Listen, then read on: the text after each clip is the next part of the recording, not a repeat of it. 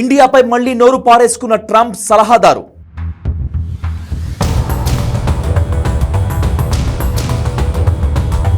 భారత్ను చీటర్ అంటూ రెచ్చిపోయి విమర్శించిన పీటర్.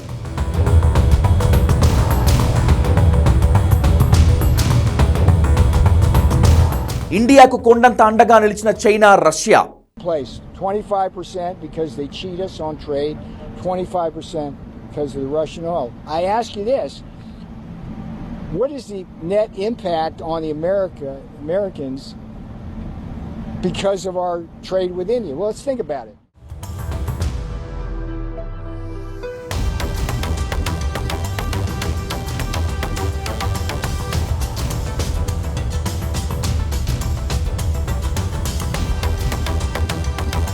ఇతడి పేరు Peter Navarro. America trade adviser. ట్రంప్ను బ్లైండ్గా ఫాలో అయ్యే మేధావిగా చెప్పుకునే మూర్ఖుడు. ట్రంప్ మెప్పు కోసం భారత్ను చీటర్ అంటూ రెచ్చిపోయాడు.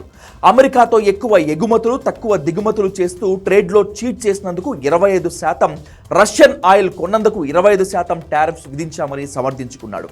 భారత్ కొనుగోలుతో వచ్చే ఆదాయంలో మరింత మంది ఉక్రేనియన్లను రష్యా చంపుతోందని, ఫలితంగా అమెరికన్ల ట్యాక్స్ మనీని ఉక్రెయిన్కు అధికంగా వాడాల్సి వస్తోందని నోటికొచ్చింది వాగాడు.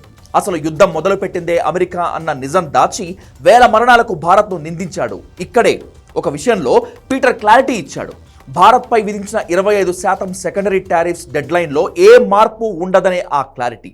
అంటే ఈ నెల 27 నుంచి భారత్పై 50% టారిఫ్స్ అమల్లోకి రాబోతున్నాయి. ఇక్కడే మోదీ సర్కార్ వేగంగా పావులు కదపడం స్టార్ట్ చేసింది.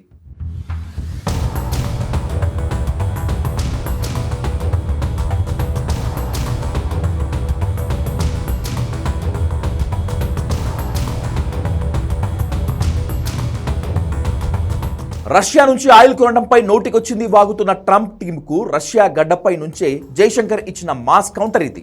రష్యా నుంచి అత్యధిక చమురు కొనుగోలు చేస్తున్న దేశం భారత్ కాదు, చైనా అని పేర్కొన్నారు. మాస్కో నుంచి అత్యధిక స్థాయిలో ఎల్పీజీ దిగుమతి చేసుకుంటున్న దేశం కూడా భారత్ కాదు, యూరోపియన్ యూనియన్ అని వెల్లడించారు. ప్రపంచ ఇంధన ధరల స్థిరీకరణకు భారత్ సాయాన్ని అమెరికా కోరిందని, రష్యా నుంచి చమురు కొనుగోలు చేయాలని కూడా అగ్రరాజ్యమే సూచించిందని వివరించారు. 2022 తర్వాత రష్యాతో వాణిజ్యం అత్యధికంగా జరిపిన దేశం కూడా భారత్ కాదని అన్నారు. అయినా మాపైనే ఎక్కువ సుంకాలు విధించడంలోని అమెరికా తర్కమేమిటో అర్థం కావటం లేదంటూ పరోక్షంగా యుద్ధానికి సహకరిస్తోంది భారత్ కాదు, అమెరికా, పశ్చిమ దేశాలేనని తేల్చి చెప్పారు. ఆ తర్వాతే టారిఫ్స్ తిప్పుకొట్టే వ్యూహాలపై ఫోకస్ చేశారు.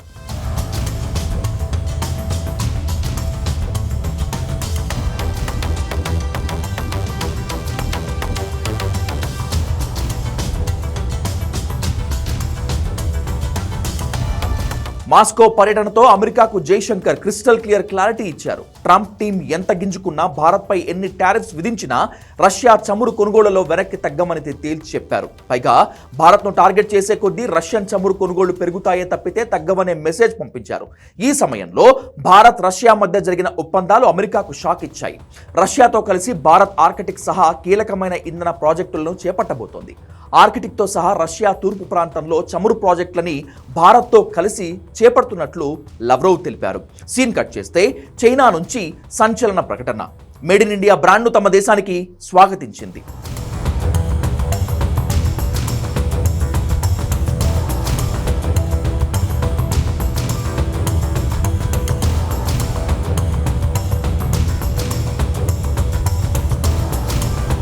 టారిఫ్స్ విషయంలో ట్రంప్ వెనక్కు తగ్గకపోవడంతోనే భారత్ వ్యూహం మార్చింది.